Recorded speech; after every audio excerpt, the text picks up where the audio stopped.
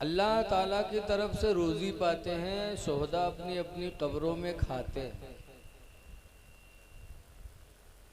लेकिन कुछ लोग हैं जिनका ईमान इतना कमज़ोर है। हमारे यहाँ गांव में है एक बाबा रहे, ख़त्म हो गए। बाबा झूठ बहुत बोलत रहा है तो गांव वाले उनका नाम रख दिए रहा है झूठारी बाबा। आजकल बाबो बहुत मेरे होते हैं, सोटा बाबा, लुकेटा बाबा, ऐसे हमरे हुआ रहा है झूठारी बाबा। तो एक दफ़ा कुछ बदअकीदा लोग पहुँचे, कहीं ना झूठारी बाबा ये सामने फातिहा में यहाँ खाना रखा तो ये खाना का कब्र में जात है का मुर्दन के। तो जाहिल आदमी कहीं हाँ भैया रखा थे तो जैते हुए, तो कहीं जात हुई तो खैते हुई हैं। तो जुठारी बाबा कहीं हाँ भैया जई तो खैबे करी हैं। तो कहीं खात हुई है कब्र में तो हगतो हुई हैं। तो जुठारी बाबा कहीं हाँ भैया हगबे करी हैं। तो कहीं तुमरे मुर्दन के कब्र में बड़ी गंदगी रहा था। तो जुठारी बाबा कहीं नहीं भैया गंदगी नहीं रहा था, तुम लोग तो कुछ दरूद फातिहा करत नहीं है। तुम्हारा मुर्दा भूखे पड़े रहा था, तो जब हमारे मुर्दा हगत है तो वही दौड़ के उनका साफ किया करता। जैसे आमदनी वैसे खर्चा। ताज्जुब है कि खाते होंगे तो हगते होंगे। जब कुरान ने कह दिया कि अल्लाह ताला की राह में जो शहीद किए गए अल्लाह उन्हें रोज़ी देता है, वो कब्र में रोज़ी पाते हैं। अब ज़रूरी है कि कोई रोज़ी खाने के बाद पैखाना ही करे। अल्लाह ताला इस बात पर कादिर है, जन्नती जन्नत में होंगे, तरह तरह की नेमतें खाएंगे, हौज़े कौसर का जाम पिएंगे और उनको न जन्नत में कभी पैखाना होगा न कभी पेशाब। अल्लाह इस बात पर कादिर है। तो जो खुदा जन्नत में तरह तरह की नेमतें खिलाने और पानी पिलाने पर पाखाना पेशाब की ज़रूरत न दे, वो खुदा इस पर भी कादिर है कि कब्र में अपने बंदों को रोज़ी दे और पाखाना पेशाब की ज़रूरत न पड़े। हज़रत जाबिर रज़ी अल्लाह ताला अन्हु एक दिन हुजूर के साथ सफ़र कर रहे थे। रास्ते में हुजूर को पैखाने की हाजत पड़ी और कोई पर्दा नहीं था। एक पेड़ मिला तो सरकार ने पेड़ को हुक्म दिया कि तू अपनी शाखों को झुका ले, मुझे पर्दे की ज़रूरत है। दरख्त रसूलुल्लाह के हुक्म को पाकर फौरन अपनी शाखों को ऐसा झुकाया कि सरकार के पैखाने के लिए पर्दा हो गया। सरकार अंदर गए, हाजत पूरी करके निकले। जब निकले तो हजरत जाबिर भी उसके अंदर गए। थोड़ी देर बाद जब जाबिर वापस आए तो सरकार ने फरमाया, जाबिर तुम किस लिए गए थे? कहा, या रसूल अल्लाह मैं आपके पैखाने को देखने गया था कि आपका पैखाना किस तरह होता है। तो कहा, देखा? कहा, या रसूल अल्लाह वहाँ पैखाना तो नहीं मिला, लेकिन वहाँ मुस्को अंबर से कई गुना बेहतरीन खुशबू मुझे मिल रही। तो हुजूर ने फरमाया, अल्लाह इस बात पर कादिर है कि मेरी खाई पी हुई चीज़ों को अल्लाह ताला खुशबू में बदल देता है। सुभान अल्लाह नहीं बोलो, नबी की इतनी बड़ी तारीफ सुनते। हम पैखाना करें तो गंधा है, बोलो गंधा थे कि नहीं गंधा? और नबी के पैखाने को देखने गए जाबिर तो उनको किस्तूरी की खुशबू वहाँ मिली। तो जो खुदा इस पर कादिर है वो खुदा इस पर भी कादिर है कि अपने बंदों को कब्र में रोज़ी दे और पैखाने की ज़रूरत ना हो। इसलिए अकीदा रखो, कुरान शाहिद है कि अल्लाह अपने नेक बंदों को रोज़ी अता फरमाता है। ये मुहर्रम का महीना है। रसूलुल्लाह सल्लल्लाहु अलैहि वसल्लम एक दिन मस्जिद नबवी में खुतबा दे रहे थे। जुमा का दिन था। हुजूर के बड़े नवासे इमाम हसन छोटे थे, खेलते हुए पहुँचे तो सरकार ने खुतबा बंद कर दिया और हसन को उठाया और अपनी गोद में लिया और लेने के बाद फरमाया, मदीने के लोगों सुनो, मेरा ये हसन अनकरीब जब मुसलमानों में दो जमात हो जाएगी और दोनों में खूरेजी का वक्त आ जाएगा। उस वक्त ये मेरा बेटा हसन मुसलमानों की दोनों जमात में सुलह करा देगा और सुलह करा के दोनों जमात को एक कर देगा और कत्ल और खूरेजी से मेरा बेटा हसन लोगों को बचाएगा। सरकार ने पेशन गोई दी थी हसन के बारे में और यही हुआ कि जब मुसलमानों में दो जमात हो गई, एक जमात हजरत अली की साथी बनी और एक जमात हजरत अमीर माविया के साथी बनी। बहुत फूट पैदा हो गया मुसलमानों में। हजरत अली रदी अल्लाह ताला अन्हु का विसाल हुआ, फिर वही जंग जारी। उनके जिंदगी में जंग रही, उनके बाद भी जंग वैसे। तो हजरत अली के शहादत के बाद गद्दी मिली हजरत अली की, किनको गद्दी मिली? इमाम हसन को। तो इमाम हसन 6 महीना तक गद्दी पर रहे और उसके बाद हजरत अमीर माविया से सुलह कर लिया ताकि मेरी वजह से लोगों का खून न बहे। जब हजरत अमीर माविया से सुलह कर लिया और खिलाफत उनको दे दी, कहा आप ही सब संभालो, तो इमाम हसन के मानने वालों ने कहा आपने तो हम लोगों की नाक कटा दी। जैसे आजकल गांव में यहाँ ग्रुप बंदी हो जाए, एक नेता यहाँ एक नेता वहाँ और 10 आदमी इधर 10 आदमी उधर, और फिर नेता सुलह कही लें तो नेतवन के जो आदमी का कहीं जा यार तुम तो हमारी बेइज्जती कराएंगे। ऐसे इमाम हसन से लोगों ने कहा कि आपने तो हम लोगों की नाक कटवा दी। और इमाम हसन को लोग आरुल मुस्लिमीन कहने लगे कि मुसलमानों को इन्होंने तो नंगा कर दिया। तो इमाम हसन ने सुना तो फरमाया आरुल मुस्लिमीन होना तो मैं गवारा करता हूँ, लेकिन कातिलुल मुस्लिमीन होना मैं गवारा नहीं करता कि मुसलमानों को मैं कत्ल करूँ, मुसलमान का खून बहाऊं, ये मुझे गवारा नहीं। तो इमाम हसन ने सुलह किया। ऐ लोगों, अगर हजरत इमाम हसन हुसैन की मोहब्बत है तो इमाम हसन की जिंदगी को दोहराओ। आपके महल्ले में झगड़ा हो, पार्टी बंदी हो, तो इमाम हसन की रूह को खुश करने के लिए दोनों पार्टियों को एक कर दो। दो लड़ने वाले मुकदमा लड़ रहे हो, दोनों को सुलह करा दो ताकि इमाम हसन की रूह कब्र में खुश हो जाए और अल्लाह के रसूल भी खुश हो जाए। तभी तो हम करबला वालों के मानने वाले बोले जाएंगे, वरना पता चले कि हम या हसन या हुसैन कहें और लाठी उठा के चलें, मोहल्ले में जंग करें, गांव में जंग करें, तो हम हसन हुसैन कहने के लायक नहीं हैं। इमाम हसन ने सुलह किया है और ऐसी सुलह किया कि अल्हम्दुलिल्लाह मुसलमानों में खून बहना बंद हो गया और सरकार की बशारत जो थी इमाम हसन ने पूरी कर दिया। इस वाक़ये से सरकार के इल्मे गैब का भी सबूत होता है।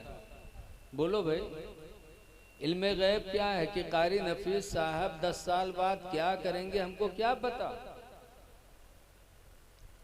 और इमाम हसन ने 56 साल के बाद, तकरीबन कितने साल के बाद, बचपन में मेरे नबी ने फरमाया था, और 50 साल के बाद तकरीबन कुछ कम बेश इमाम हसन ने सुलह कराई।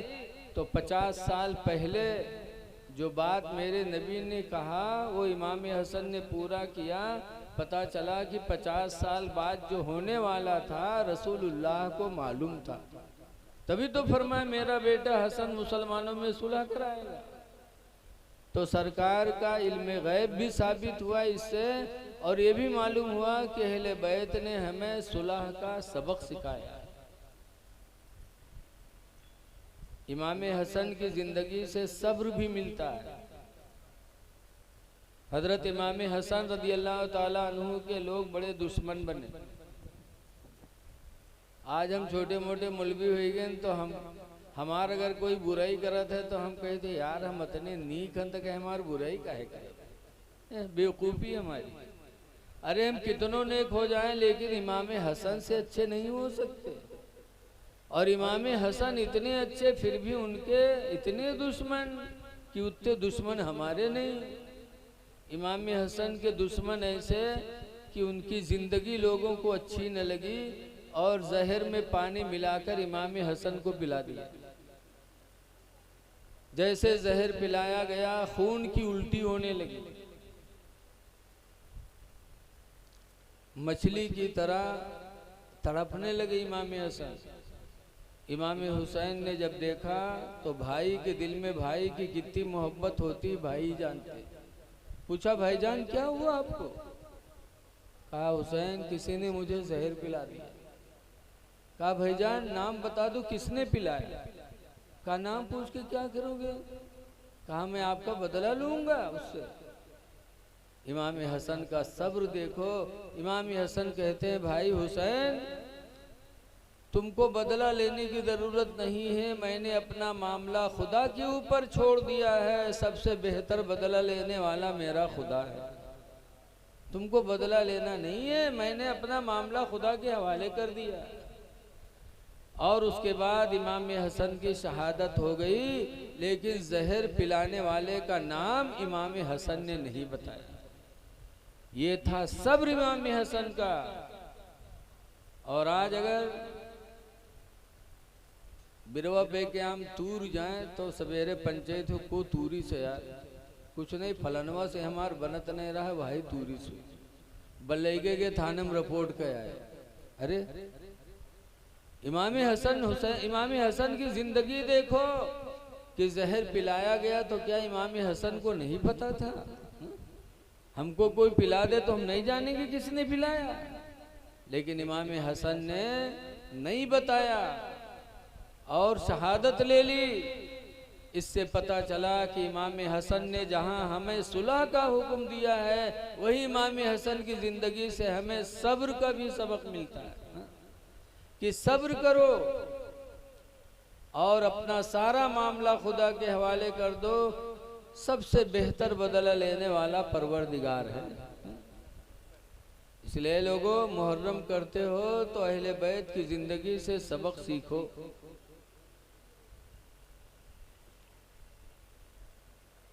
इनके अब्बा शेर खुदा की जिंदगी देखो। हजरत अली शेर खुदा रदी अल्लाह ताला अन्हु है।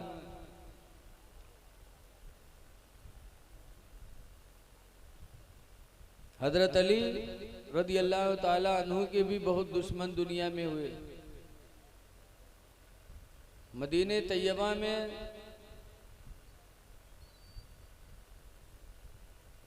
एक औरत थी यहूदिया जिसका नाम था कताम।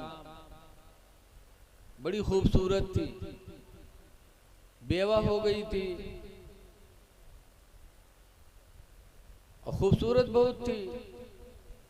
तो एक शख्स था अब्दुल रहमान इब्ने मुलजिम, वो उस यहूदिया औरत पर आशिक हो गए और निकाह का पैगाम दिया कि बेवा हो गई हो, मैं तुमसे निकाह करना चाहता हूँ। यहूदिया औरत कताम ने कहा कि तुम मेरा महर नहीं दे सकते। कहा क्या तुम्हारा महर?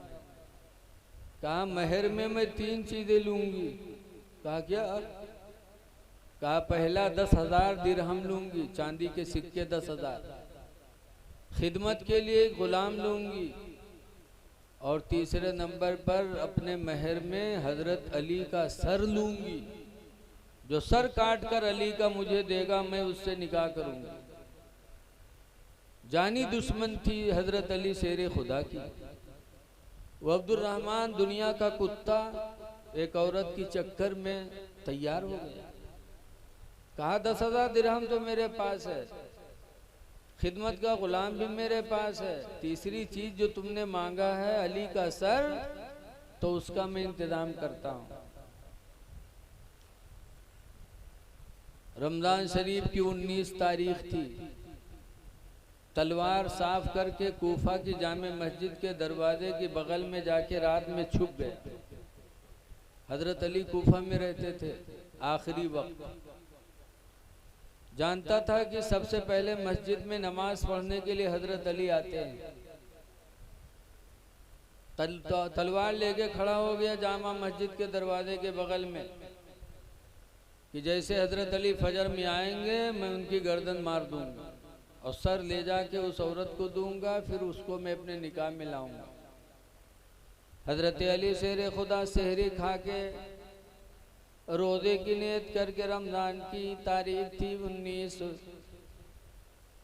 नमाज फजर अदा करने के लिए मस्जिद कूफा में तशरीफ ला रहे थे और ऐलान करते आ रहे थे अस्सला अस्सला, नमाज नमाज। हजरत अली आते थे तो ऐलान करते भी आते थे अल्लाह के बंदों में। आज हम लोग चुपके घर से निकलते हैं कि कहूँ खड़बड़ा जाए, मेहरुआ का आँख ना खुल जाए तो उसका तकलीफ नींद टूट जाए।